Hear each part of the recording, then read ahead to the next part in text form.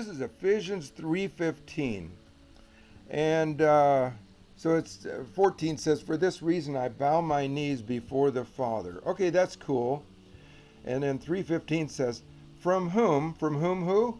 From the Father, every family that's in heaven and on earth derives or gets its name.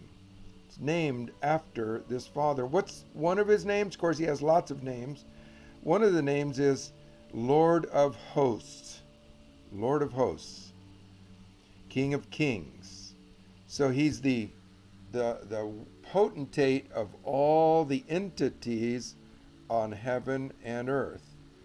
And so what does that mean? Well, I think, typically in religion we would have thought that only means the redeemed. And it certainly applies to the redeemed. But I believe it also applies to how many hosts of heaven are included in the heavenly species or the heavenly family that resides in the capital H heavenly realm around the throne. Well, let's see. Let's start with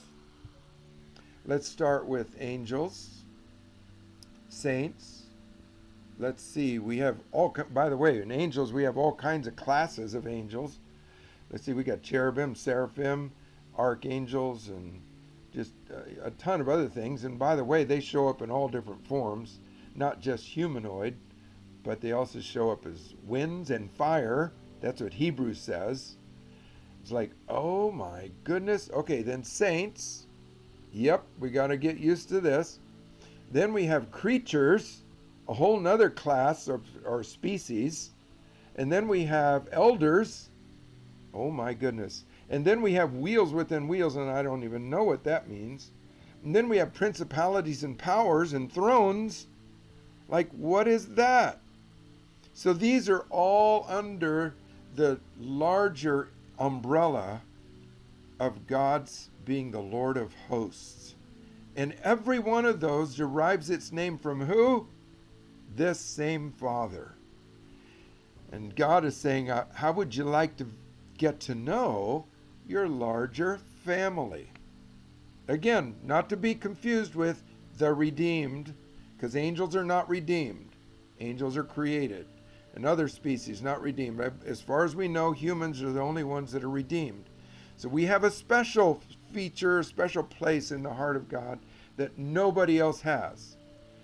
But nonetheless, we have, quote, relatives, family in the heavenly regions that he's just waiting for us to get familiarized with and learn how to integrate.